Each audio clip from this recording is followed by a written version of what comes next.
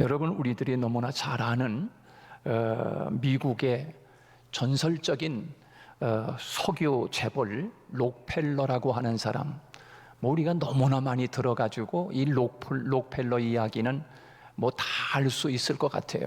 그래도 한 번도 여러분 우리 마음속에 일생일대에 전무후무할 만큼 이렇게 신앙인으로 살았던 한 사람의 이 땅에서 이름이 남을 만큼 했다는 것은 그 사람이 돈을 잘 벌어서 부자가 된 게 아니고 하나님이 그 사람을 통하여 말씀하시는 한 도구로 하나님이 이 땅에 남게 하셨던 것이 아니겠습니까? 그러므로 그 록펠러라고 하는 사람은 참 세계 제일의 부자이지만 부자라고 다 주님의 일 하는 건 아닙니다. 그런데 하나님께로부터 받은 그 부와 또 엄청난 재산을 가지고 하나님을 위해 살았다고 하는 것, 그것이 소중한 것 아니겠습니까? 그는 그렇게 많은 부를 누리고 살아가면서 그의 마음속에 아마도 후손들을 많이 생각했던 것 같습니다. 그래서 그는 그 많은 부를 가지고 일부분이지만 그러나 100만 평 땅에 내가 대학을 세워서 후학들에게 길이 물려줄 아름다운 신앙의 유산뿐만 아니라 지식을 물려주는 그런 학교, 우리 후손들을 위해서 이런 학교를 좀 지으면 좋겠다 하는 그런 마음이 그의 마음속에 사명이 돼서 돈 많다고 하는 것이 아니지만 그러나 학교를 12개를 종합대학을 세우게 됩니다. 미국 사이에 그 12개의 종합대학을 세워서 기증을 하게 되고 그러는데 하나가 그 12개 대학 중에서 시카고 대학이라고 하는 대학이 있습니다.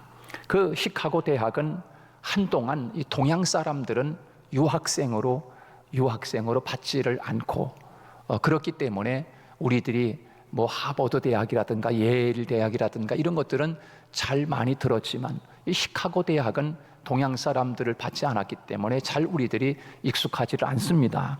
그러나 이 시카고 대학, 미국에서 아주 유명한 대학 중에 하나가 바로 이 시카고 대학인데요.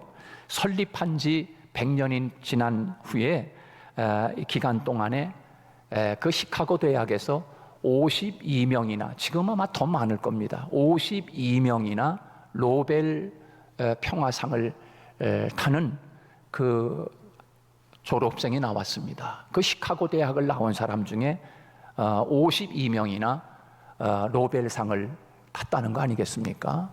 그만하면 되잖아요. 얼마나 멋있습니까? 그런데 또 중요한 거는 그 노벨상을 탄 사람들 중에서 29명이 그 시카고 대학의 교수로 재직을 하고 있다는 거예요. 그게 얼마나 유명한 대학입니까? 자, 이런 12개의 종합대학을 만들어서 사회에 헌납을 하게 되고 그랬는데 그 대학에서 이렇게 유명한 대학을 됐다는 것은 그 누군가가 그만하는 학교를 세워서 그런 후손들에게 아름다운 유산을 물려준 것 같은 그런 아름다움이 우리에게 전해지고 있는 것 아니겠습니까? 록펠러는 이 시카고 대학을 비롯해서 12개의 종합대학 그리고 4,928개의 교회를 지어서 하나님 앞에 드렸다고 그렇게 기록되고 있습니다. 5,000개 정도 5,000개 정도 되는 거 아닙니까? 여러분, 한 개 예배당 짓기도 힘든데 5,000개 가까이를 예배당을 지어서 하나님 앞에 드렸다고 하는 것은 참 귀한 일입니다. 그것도 11조 헌금만을 가지고서 그렇게 했다는 거예요. 그리고 어디서 돈을 좀 교회를 짓는데 교회 재정을 청구해 오면 그 누구든지 그 교회 지을 수 있도록 건축 헌금으로 보내지는데 그 건축 헌금을 보내면서 꼭 하는 이야기가 있었다고 합니다. 록펠러가 무슨 이야기를 하냐면 당신네 교회 그 교회 예배당을 지면서 절대로 록펠러가 헌금을 해서 예배당 지었다는 내 이름 석자를 남기지 말아 주십시오 라고 하는 그런 이야기를 하면서 그렇게 그 선교비를 지원하고 그랬다고 하는 거 아닙니까? 록펠러는 86세 되는 때에 그의 아내가 먼저 세상을 뜨게 됩니다. 그리고 록펠러는 먼저 간 그 아내를 기념하기 위해서 시카고 대학에 예배당을 세우게 되는데, 그 시카고 대학 교회 안에 이제 예배당을 세워서 그렇게 봉헌하게 됩니다. 교회에 참석한 그 시카고 트리븐이라고 하는 그 일간지 기자가 록펠러에게 이렇게 물었습니다. 록펠러 씨, 당신은 지금까지 26년 동안 세계 제일의 부를 누리고 계시는데 그 비결이 어디 있습니까? 라고 기자가 록펠러에게 물었습니다. 그때 록펠러가 하는 이야기가 뭐라고 이야기하냐면 이렇게 이야기합니다. 그 신문 기자에게 나는 우리 부모님으로부터 엄청난 유산을 물려받았습니다. 그렇게 이야기를 하는 거예요. 그 첫째, 그 유산이 뭔가? 나는 온전한 11조 생활을 철저히 유산으로 물려받았습니다. 그 11조 헌금하는 거를 아주 철저하게 유산으로 물려받았다, 이렇게 이야기하고 있습니다. 두 번째는 내가 부모로부터 받은 유산은 온전한 순종의 생활을 유산으로 물려받았다, 그렇게 이야기합니다. 순종하는 삶. 세 번째는 내가 부모로부터 이런 유산을 물려받았습니다. 그거는 예배당에 가면은 예배 시간에 제일 앞자리에 앉아서 은혜를 받더라 라고 하는 그 유산을 부모로부터 받았다고 그렇게 그 기자에게 이야기를 하는 것입니다. 여러분, 귀하지 않습니까? 그 기자가 묻는 대답에 당신은 어떻게 이렇게 26년 동안 세계 제일의 부자가 될 수 있느냐고, 그 비결이 어딨냐고 물었을 때 나는 우리 부모님으로부터 많은 재산을 물려받아서 그것이 종잣돈이 돼가지고 오늘 이렇게 땅을 파서 석유를 꺼내가지고 이렇게 부자가 됐다고.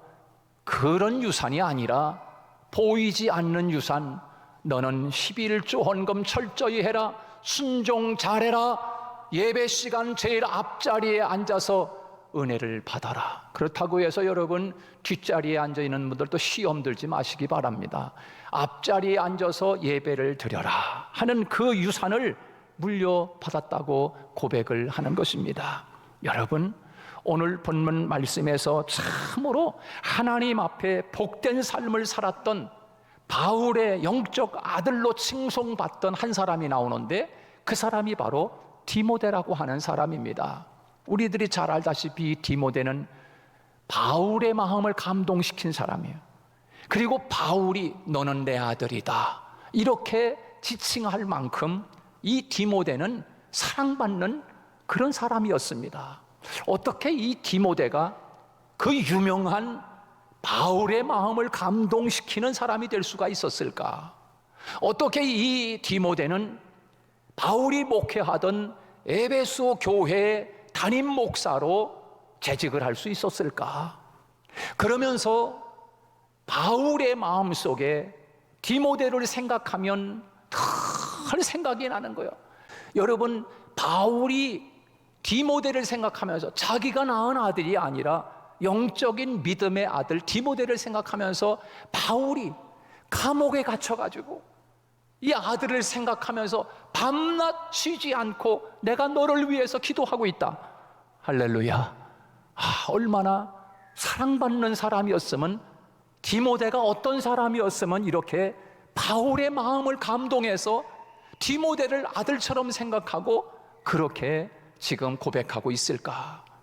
저는 여기에 많은 생각을 하면서 이 말씀을 묵상하면서 이 디모데가 이렇게 사랑을 받고 디모데가 이렇게 큰 사랑과 축복을 받은 이유가 무엇일까?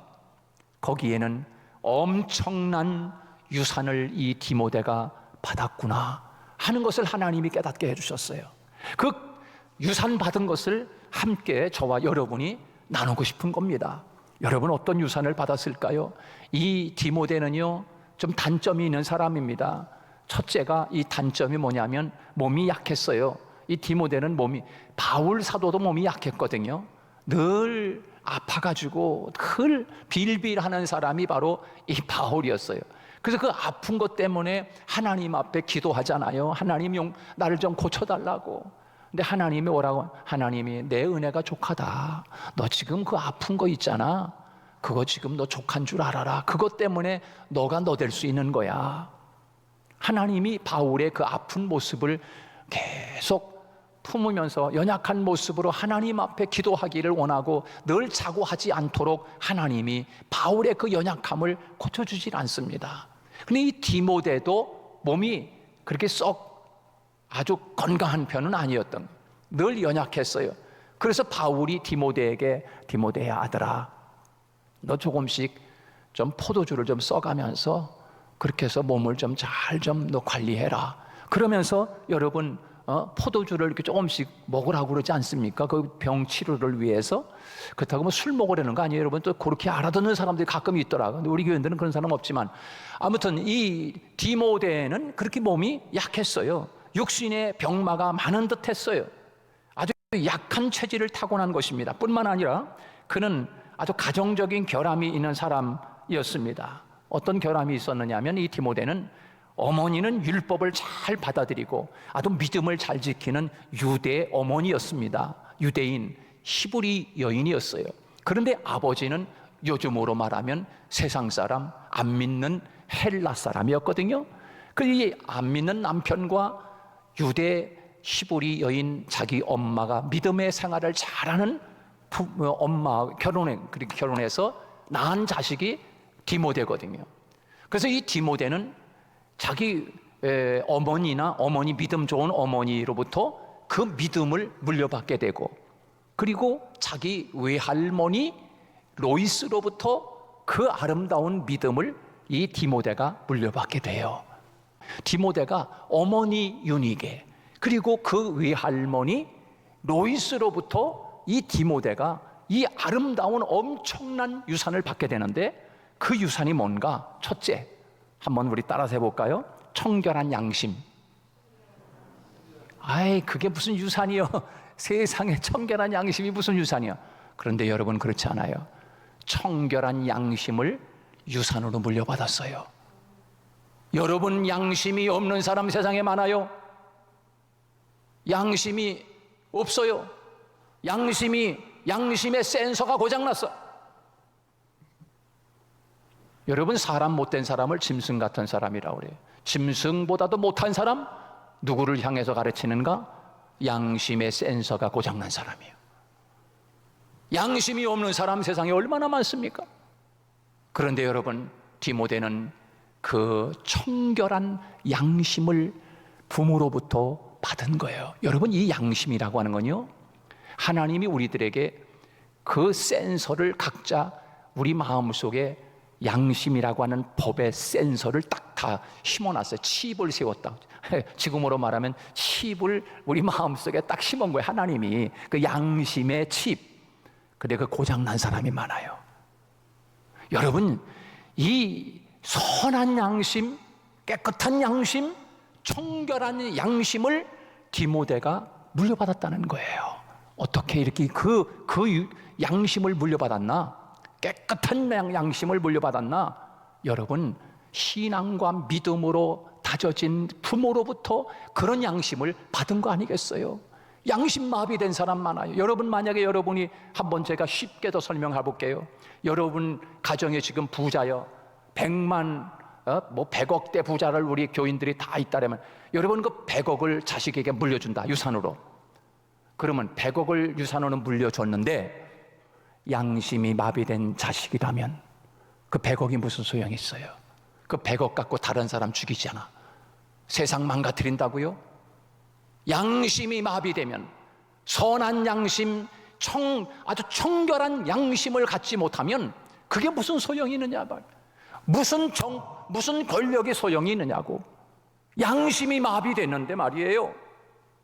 여러분, 세상에 양심 없는 사람 많아요. 아니, 없는 게 아니라 이미 망가져 버렸어요.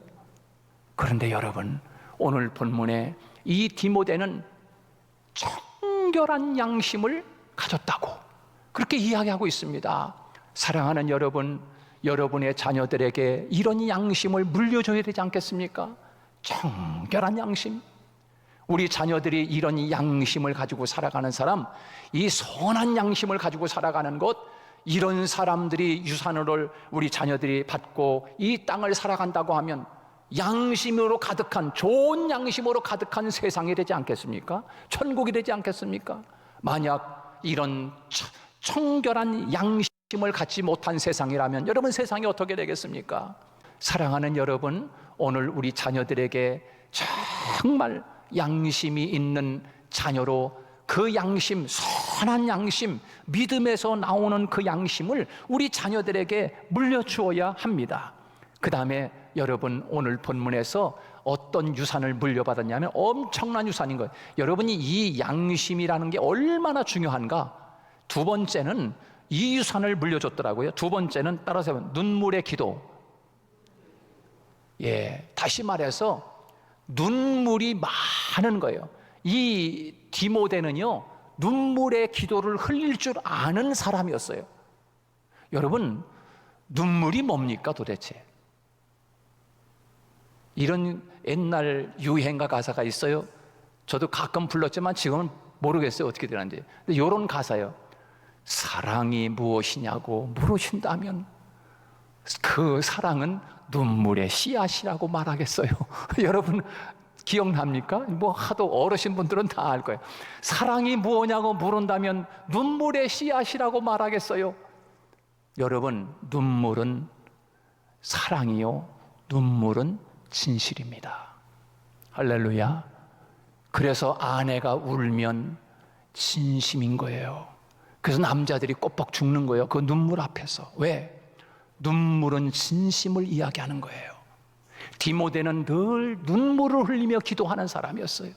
하나님 앞에 나와서 눈물을 흘리며 기도하는 사람. 그래서 눈물의 기도는 하나님이 금방 들어주시는 거예요. 저도 눈물이 안 나와요. 저도 가끔 설교를 하면서 눈물을 흘리면서 설교를 했으면 얼마나 감동을 줄까 우리 성도들 그러는데, 제가 이 말씀을 들으면서 야, 하나님, 디모데가 흘리는 이 눈물을 나에게도 주세요, 그런 생각이 들더라고. 내가 이 눈물을 흘리면서 이 강단에서 설교를 하면 우리 성도들이 막 같이 울고 이 진실이 느껴지니까 이게 은혜가 더 될 텐데, 하나님 나도 눈물 좀 주세요. 그럼 눈물이 없는 건 뭐 가짜인가? 눈물이 없는 건 진실이 없나? 뭐 그렇지는 않지만, 그러나 눈물이라고 하는 것은 한마디로 말하면 진실된 마음인 거예요. 다시 말해서 디모데는 진실된 마음을 유산으로 물려받은 거예요. 내 자식이 만약에 닉네임이 에이 거짓말쟁이야, 누군가가 말하면 여러분의 자식을 바라보면서 저 거짓말쟁이.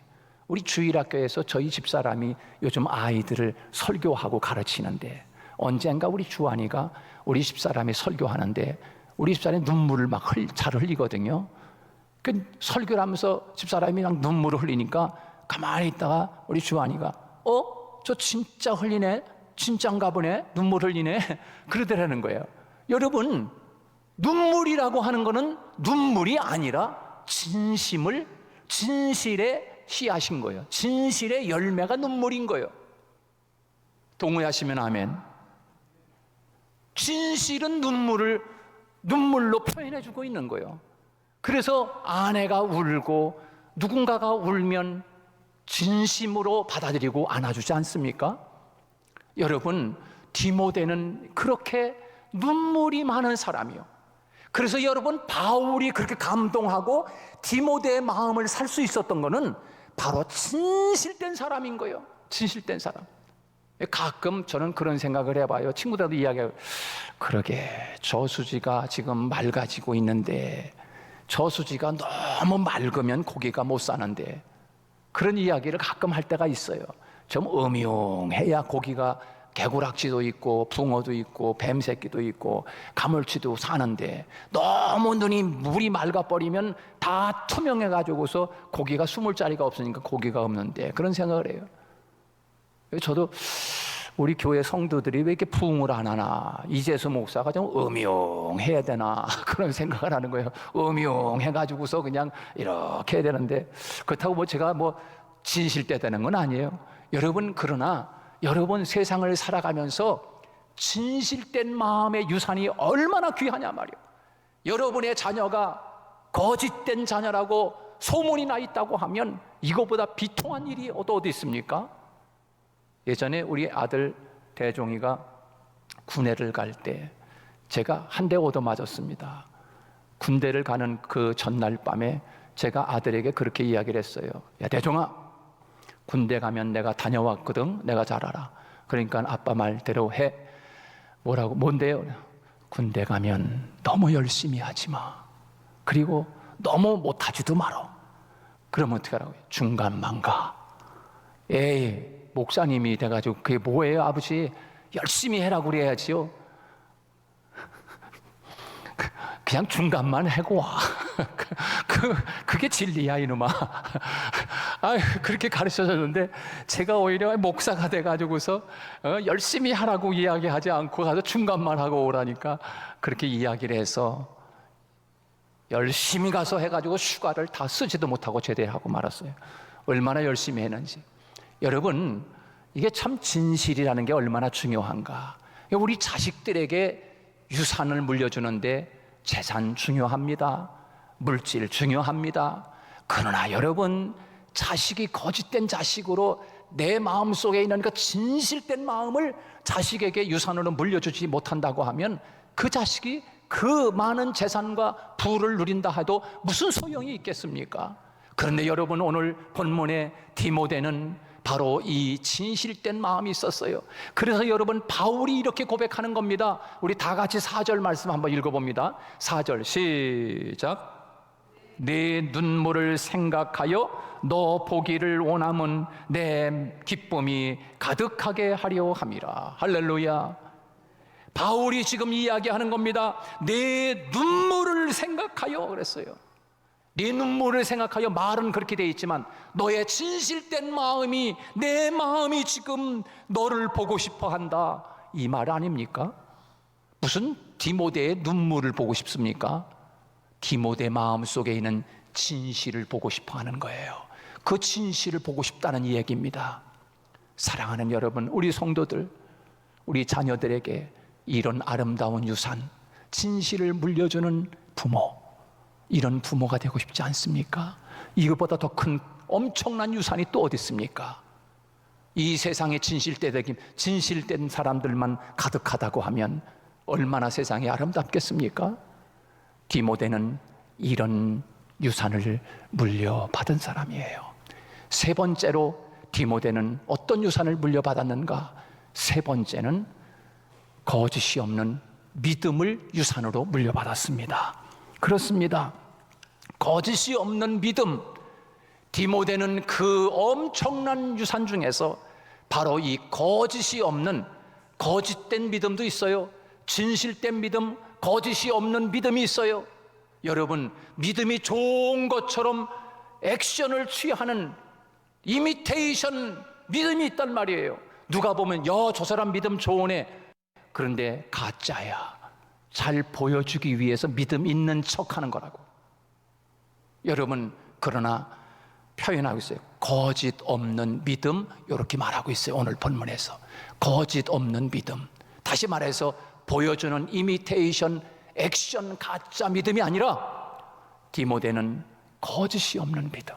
여러분, 이 믿음을 가지고 있었기에 몸이 연약하고 가정적으로 좀 부족해도 에베소 교회를 든든하게 세워나가는 그런 목회자가 될 수 있었던 것 아니겠습니까? 이 믿음을 가지고 있었기에 세상을 이기는 힘이니 이것이니 곧 우리의 믿음이니라. 세상이, 어려운 세상이 다가오고 코로나 환경이 다가오고 어려운 이런 형편이 다가온다 할지라도 이 믿음을 가지고 유산을 물려받았기 때문에 디모데는 어려운 세상을 이길 수 있었고 환경을 이길 수 있었고 어려운 목회도 잘 감당할 수 있었습니다. 디모데는 어린 나이에 목회했어요. 너무 어린 나이이기 때문에 성도들로 하여금